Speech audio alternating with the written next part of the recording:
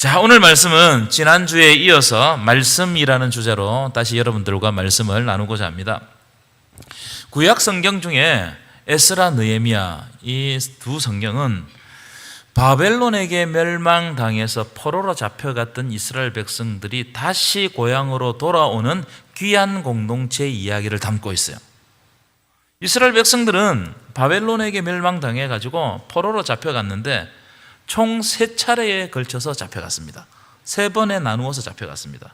그리고 참 이게 우연인지 모르지만 귀환할 때도 3차례에 걸쳐서 돌아옵니다. 3번에 걸쳐서 잡혀가고 돌아올 때 귀환할 때도 3번에 걸쳐서 돌아옵니다.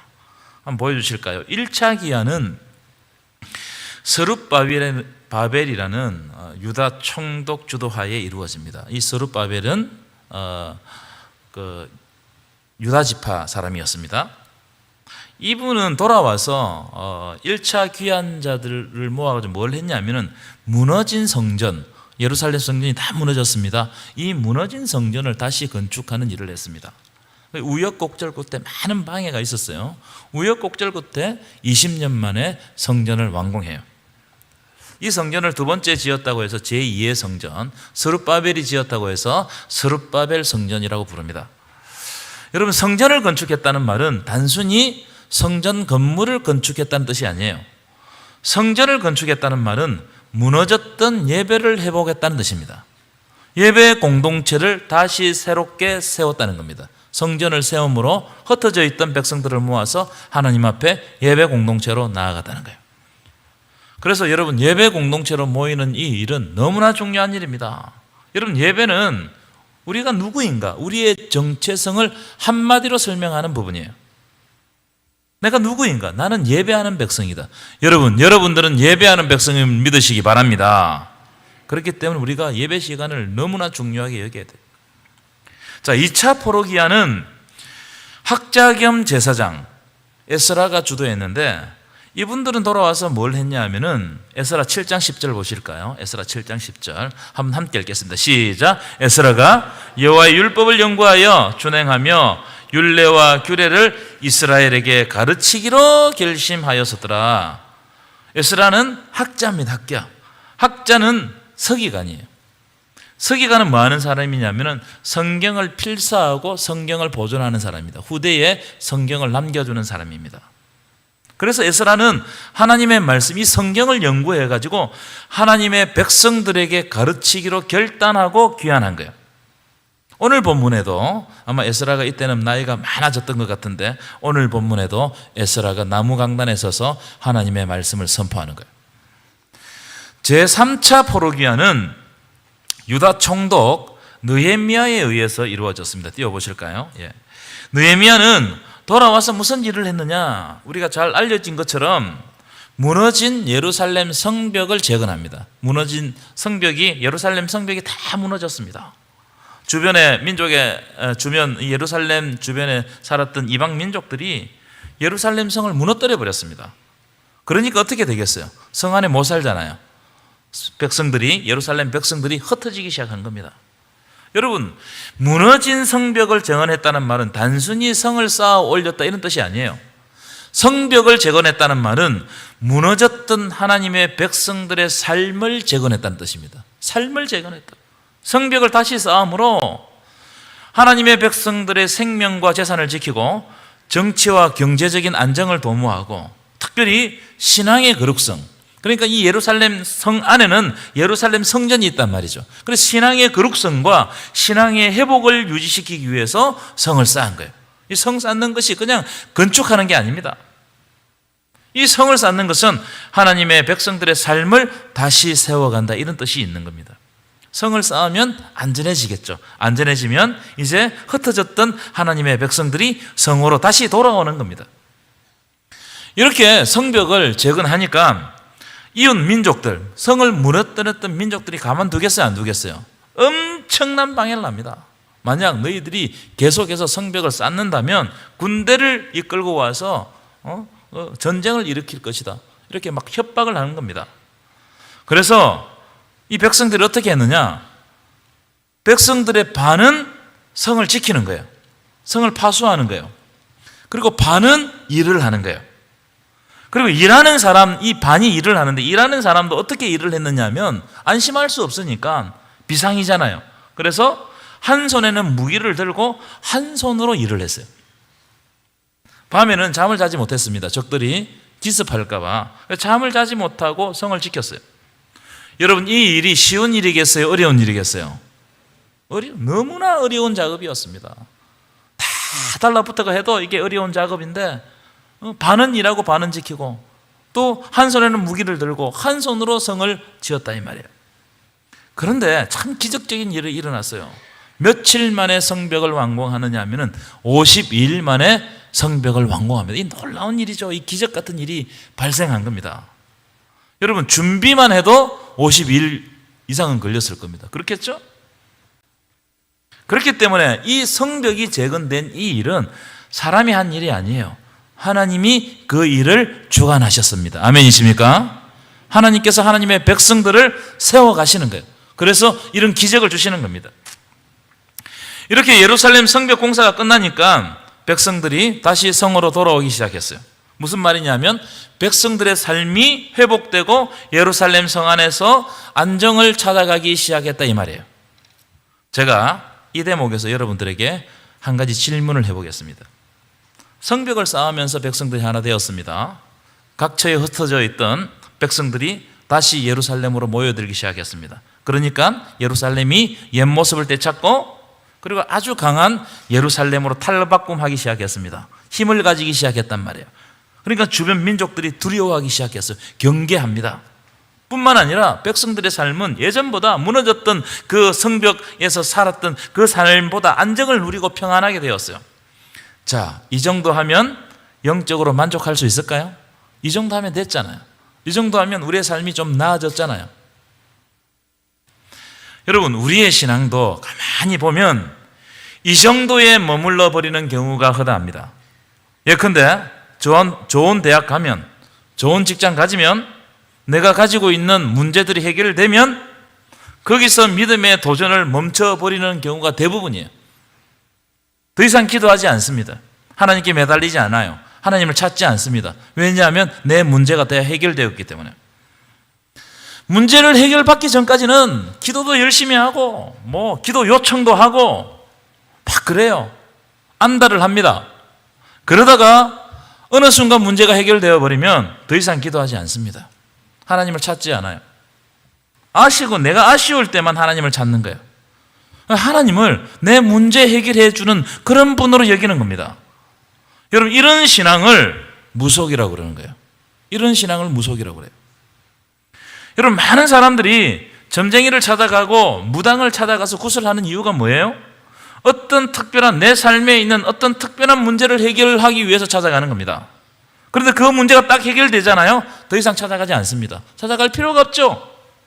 그러다가 삶을 살아가다 보면 또 내 삶에 어떤 문제가 발생하겠죠? 그럼 또다시 무당을 찾아가는 거예요. 여러분, 우리 신앙이 우리 앞에 있는 문제들, 성벽 건축하는 이 수준에 머물러 버린다면 더 이상 신앙이 성장하지 않는다는 거예요. 성숙할 수가 없다는 거예요. 그리스도에게까지 자라갈 수가 없다 이 말이에요. 여러분, 신앙에는요 반드시 형식이 필요합니다. 그렇죠? 신앙은 형식이 있어요. 예배도 형식이 있죠. 그렇죠? 다 형식이 필요합니다. 하지만 그 형식 안에 내용이 채워지지 않으면 그건 다 우상이에요. 내용이 채워져야 돼요. 그 형식 안에 내용이 채워져야 그때 비로소 건강한 신앙이 되고 성장하는 신앙이 되는 겁니다. 그럼 무엇으로 우리의 그 형식 안에, 신앙의 형식 안에 내용을 채워가야 되느냐? 하나님의 말씀으로 채워야 된다는 거예요. 아멘이십니까?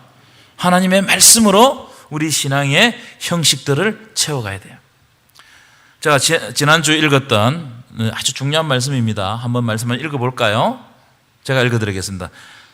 디모데후서 3장 16절 17절인데요. 모든 성경은 하나님의 감동으로 되었다는 거예요. 그래서 이 성경은 어떻게 하느냐? 우리를 교훈한다는 거예요.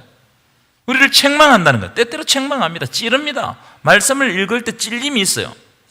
그리고 우리를 바르게 인도하려고 해요. 의로 교육하기에 유익합니다. 왜 그렇게 하느냐? 두 가지 이유입니다. 첫 번째는 우리로 하여금 이 성경의 말씀을 통해 가지고 하나님의 사람으로 온전하게 성장시키기 위함이에요. 말씀은 뭐냐? 말씀을 보고 끝나는 게 아니에요. 이 말씀을 통해서 우리가 온전한 사람이 되는 거예요. 하나님께서 원하시는 사람. 두 번째로는 하나님이 원하시는 사람이 되어서 모든 선한 능력을 행하여서 하나님의 선한 영향력을 끼치는 사람이 되게 하는 거예요. 그래서 우리의 신앙의 내용은 하나님의 말씀으로 채워야 됩니다.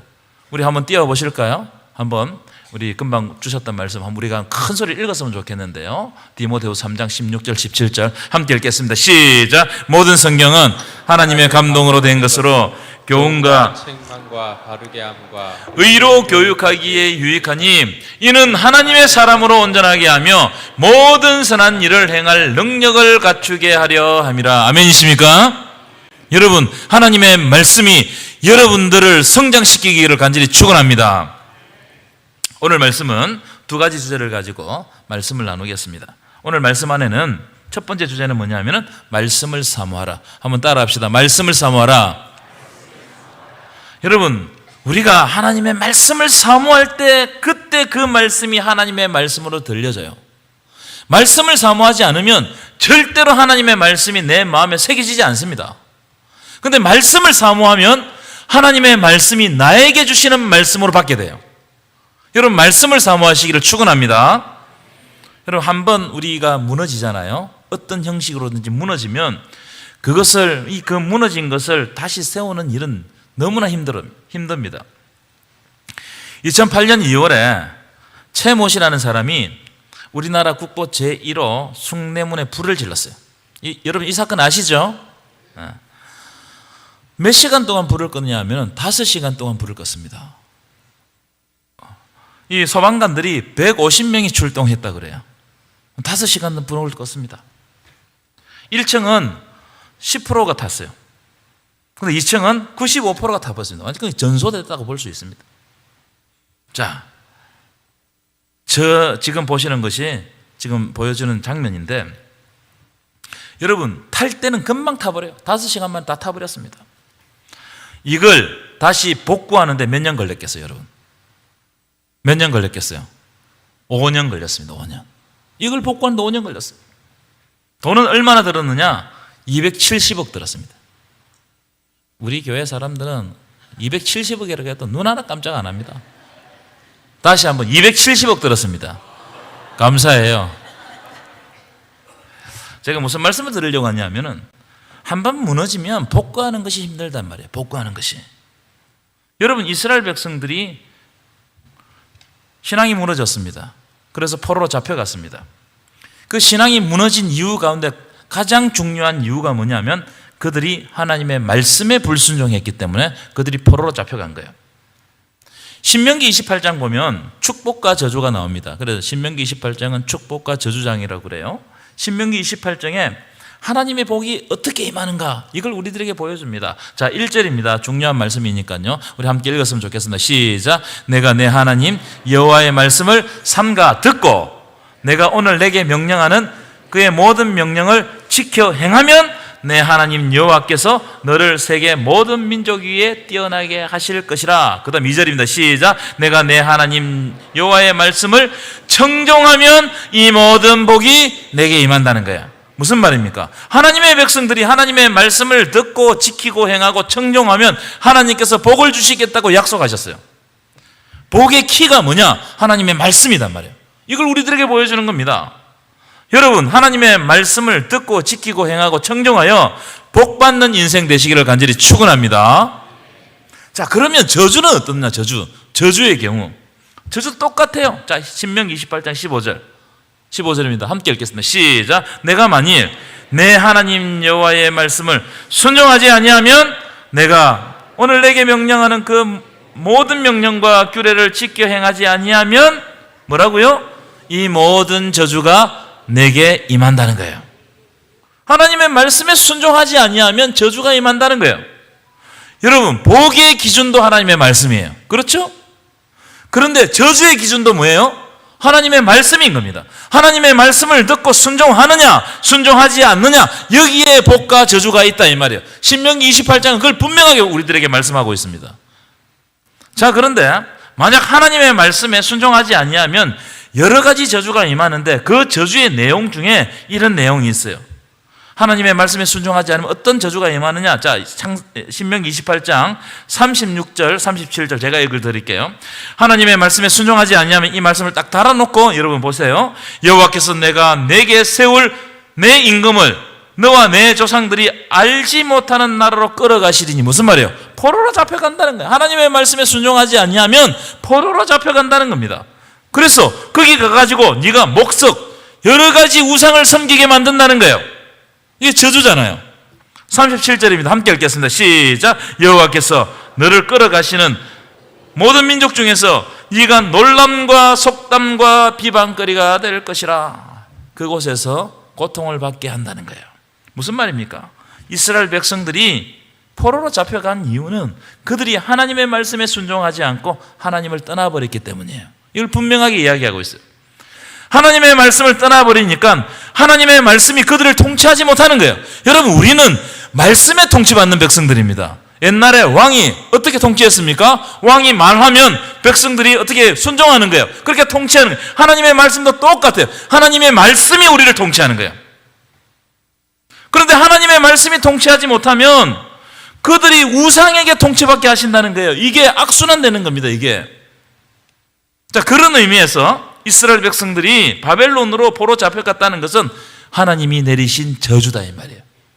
징계다 이 말이에요.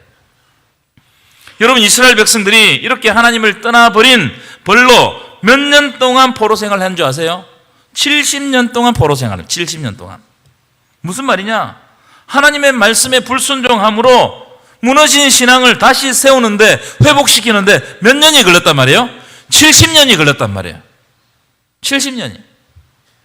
무너지는 것은 금방입니다, 여러분. 금방 무너집니다. 숭례문 5시간에 다 무너져 버렸어요. 그런데 세우는 것은 엄청나게 힘들어요. 그러니까 여러분의 신앙을 어떻게 잘 관리해야 됩니다. 무너지지 아니하도록. 자, 다시 오늘 본문으로 돌아오셔서 느헤미야는 무너진 성벽을 52일 만에 재건했어요. 참 어려운 과정이었습니다. 백성들은 아까도 말씀드렸지만 반은 성을 지키고 반은 일을 했습니다. 일하는 사람도 손에 무기를 잡고 일을 했습니다. 한 손으로 일을 해가지고 52일 만에 성벽을 완공한 거예요. 여러분, 이것은 굉장히 놀라운 일이고 하나님이 함께 하지 않으면 안 되는 일이에요. 자, 그런데 이렇게 성벽 쌓는 일을 끝내고 옛날보다 살만하다고 내 삶의 안정을 찾았다고 여기서 멈춰버리면 그 옛날 포로 시기로 돌아갈 수 있어요. 무너질 수 있다 이 말이에요. 여러분, 신앙은 내용을 채워 넣는 일이라고 말씀드렸습니다. 그러면 그 내용은 무엇으로 채워 넣어야 된다고요? 하나님의 말씀으로 채우는 거예요. 하나님의 말씀이라는 내용이 있을 때 그 말씀을 기준 삼아 우리가 신앙생활을 하는 거예요. 그것이 바로 하나님이 우리를 통치하시는 방법이에요. 하나님은 말씀을 통해서 우리를 통치한다는 사실을 믿으시기를 축원합니다. 자, 그런 의미를 가지고 8장 2절 한번 띄워보실까요? 8장 1절. 이 장면 참 제가 볼 때 특이한 장면이에요. 왜 특이하느냐 하면은 대부분은 선지자들이, 제사장들이 백성들을 모읍니다. 그런데 성벽을 건축하고 완공한 하나님의 백성들이 어떻게 했냐면은 오히려 에스라 선지자를 찾아간 거예요. 직접 찾아가서 하나님의 말씀을 들려줄 것을 요청하고 있는 장면이 8장 1절에 우리에게 말씀을 달라는 거예요. 여러분, 말씀을 사모하는 백성은 망하지 않게 될 줄 믿습니다. 왜 그랬느냐 하면은 여러분, 성경을 헬라어로 캐논이라고 합니다. 캐논. 캐논은 어떤 뜻을 가지고 있느냐 하면은 기준 있죠, 그죠? 기준 또는 자, 우리 자 있잖아요, 자. 이렇게 금을 그을 때 자를 딱 대고 그러면 바른 금을 그을 수 있잖아요. 종이 위에 우리가 금을 긋는데, 선을 긋는데 자를 이용해서 선을 그으면은 똑바로 그을 수가 있어요. 그런 기준점이 캐논이단 말이에요, 캐논. 그런데 자 없이, 기준 없이 내 임의대로 선을 긋는다고 생각해 보십시오. 큰 넓은 운동장에 이 간단하게 선 긋는 건 괜찮을 거예요. 넓은 운동장에 여러분들이 똑바로 선을 긋는다고 생각하고 이 선을 쫙 그었습니다. 어떻게 될까요? 결과가 아무리 잘해도 삐뚤삐뚤합니다. 왜 그러냐요? 기준이었기 때문에. 여러분, 우리 삶에 기준점이 없어지면, 사라지면 내 마음대로 사는 거예요. 내 삶이 비뚤비뚤해지는 거예요. 이런 삶은 하나님께 통치받지 않는 삶이다 이 말이에요. 그러나 기준점이 딱 명확하면 내 마음대로 못 삽니다. 그 기준에 맞춰 사는 거예요. 그 기준을 제시하는 것이 바로 하나님의 말씀입니다. 그게 바로 하나님께 통치받는 삶이다 이거예요. 그래서 에스라가 백성들을 수막 광장으로 다 불러 모아놓고 새벽부터 정오까지 하나님의 말씀을 읽는 거예요. 이게 정말 중요합니다. 우리 교회의 전통이 뭐예요? 매주마다 성경 일독하시는 분이 끊이지 않는다는 거예요. 오늘도 김분하 근사님 없었으면 큰일 날 뻔했어요. 감사합니다. 매주마다 이렇게 성경을 읽는 분들이 있어서 너무나 감사해요. 왜냐하면 그게 우리의 기준점이기 때문에 그렇습니다. 여러분, 하나님의 백성들이 하나님의 말씀을 사모하니까 어떤 현상이 일어나느냐? 6절입니다. 6절 함께 읽겠습니다. 시작. 에스라가 위대하신 하나님 여호와를 송축하며 모든 백성이 손을 들고 어떻게 했다고요? 아멘 아멘 했다는 거예요. 그리고 응답하고 몸을 굽혀 얼굴을 땅에 대고 여호와께 경배했다는 겁니다. 모든 백성이 하나님의 말씀이 선포될 때 아멘 아멘 하면서 하나님의 말씀을 받고 그리고 그 말씀을 가지고 뜨거운 마음으로 하나님께 경배했다, 예배했다 이 말이에요. 그래서 여러분, 하나님의 말씀이 선포될 때 아멘으로 화답하는 것이 너무나 중요해요. 아멘으로 새로워지는 동북이 되시길 간절히 축원합니다. 아멘을 통해서 공동체가 함께 말씀을 받는 거예요. 그리고 함께 아멘 하면서 결단하는 거예요. 내가 이 말씀을 어떻게 적용할 것인가? 이것이 바로 내 속에서 일어나는 겁니다. 우리가 하나님의 말씀을 사모하면 그 말씀이 우리의 마음에 충격을 줍니다. 그리고 우리의 입은 하나님의 말씀을 향하여 아멘 아멘 하는 거예요. 그 말씀에 동의하고 결단하고 그 말씀대로 살아가기 위해서 노력하는 거예요. 이것이 중요하다는 거예요. 또 있어요. 어떤 현상이 일어났느냐? 8절 9절입니다. 8절 9절 함께 읽어볼까요? 시작. 여호와의 율법책을 낭독하고 함께 읽겠습니다. 시작. 하나님의 율법책을 낭독하고 그 뜻을 해석하여 다 깨닫게 하니 이 말 무슨 말씀이에요? 하나님의 말씀을 쫙 읽었는데 이 말씀은 레위인들이 중간중간 써가지고 설교를 했다는 거예요. 말씀을 해석했다는 거예요. 자, 9절입니다. 시작. 백성이 율법의 말씀을 듣고 다 어떻게 했다고요? 우는지라. 하나님의 말씀을 듣고 감동해서 울게 되었다는 겁니다. 제가 실제로 이 경험을 해본 적이 있어요. 신학교 다닐 때 성경 통독 수련회에 참여해가지고 제가 몇 번 참여했습니다. 그날도 성경 통독을 내가 쭉 읽어가는데 예레미야애가 읽는 부분에서 나도 모르게 내가 터져버렸어요. 눈물이 막 흐르기 시작했습니다. 예레미야 애가를 읽을 때 하나님 마음을 주셨는데 하나님의 마음이 예레미야 애가를 읽을 때 내 마음에 하나님의 마음이 무엇인지를 알아버렸어요.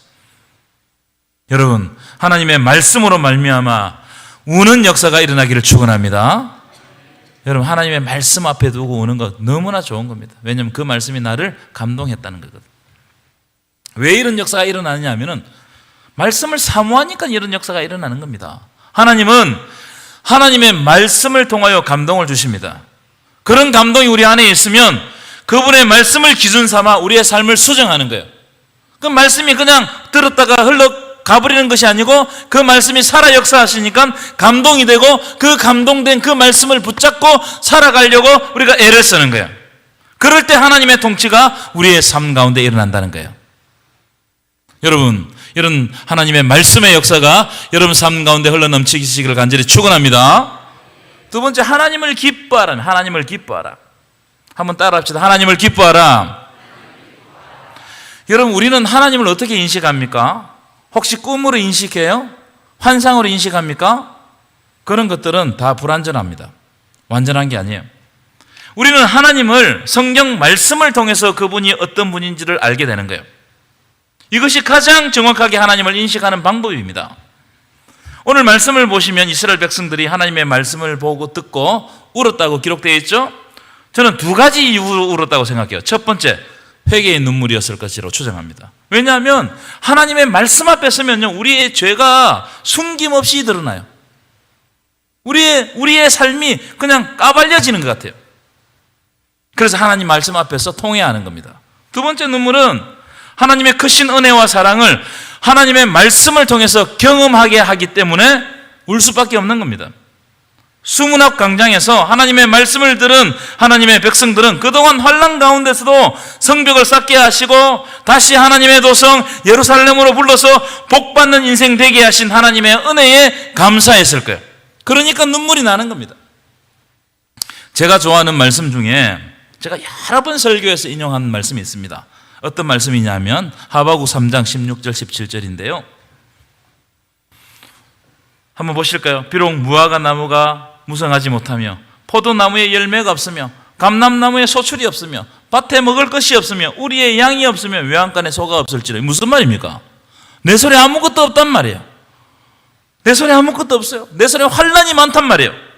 그런데 하박국이 어떻게 고백하느냐? 나는 여호와로 말미암아 즐거워하며 나의 구원의 하나님으로 말미암아 기뻐하리로다. 아멘이십니까? 무슨 말이에요? 내 상황이 좋지 못하고 내 손에는 아무것도 없고 그래서 그런 상황을 맞이할 때마다 두려움과 절망에 빠지게 되는데 그럼에도 불구하고 여전히 여호와 하나님이 나와 함께 계시기 때문에 나는 여호와로 말미암아 즐거워하며 나의 구원의 하나님으로 말미암아 기뻐한다는 거예요. 여러분, 이런 고백이 여러분의 고백이 되시기를 간절히 축원합니다. 비슷한 말씀이 오늘 말씀에도 나와요. 10절입니다. 10절. 우리 큰 소리를 읽었으면 좋겠습니다. 시작. 느헤미야가 또 그들에게 이르기를 너희는 가서 살찐 것을 먹고 단 것을 마시되 준비하지 못한 자에게는 나누어 주라. 이 날은 우리 주의 성일이니 근심하지 말라. 여호와로 인하여 기뻐하는 것이 너희의 힘이니라. 아멘이십니까? 느헤미야가 하나님의 말씀으로 인하여서 울고 있는 백성들을 위로합니다. 먹을 것을 나누어 주면서 위로해요. 울지 말아라. 오늘은 주의 성일이지 않느냐. 근심하지 말아라. 근심을 내려놓아라. 이런 말로 위로하는 거예요. 그리고 한마디를 덧붙입니다. 여호와로 인하여 기뻐하는 것이 바로 너희의 힘이라는 거야. 무슨 말입니까? 우리가 포로 잡혀갔다가 돌아왔는데 방해하는 세력들 때문에 엄청난 환난을 겪었다는 겁니다. 그런데 하나님이 52일 만에 성벽을 완성시키게 하시고 우리의 삶을 안정시켰다는 것 뿐만 아니라 하나님의 말씀으로 우리에게 은혜를 더딥혀 주셨다는 겁니다. 그래서 우리의 삶에는 여전히 환난이 많이 있지만 여호와로 인하여서 기뻐하라는 겁니다. 하나님이 계시기 때문에 기뻐하라는 겁니다. 하나님을 기뻐하며 살아라는 거예요. 하나님을 누리라는 겁니다. 하나님과 동행하라는 거예요. 이것이 바로 우리의 힘이라는 거예요. 여러분, 이것이 바로 여러분들의 힘이 될 줄 믿습니다.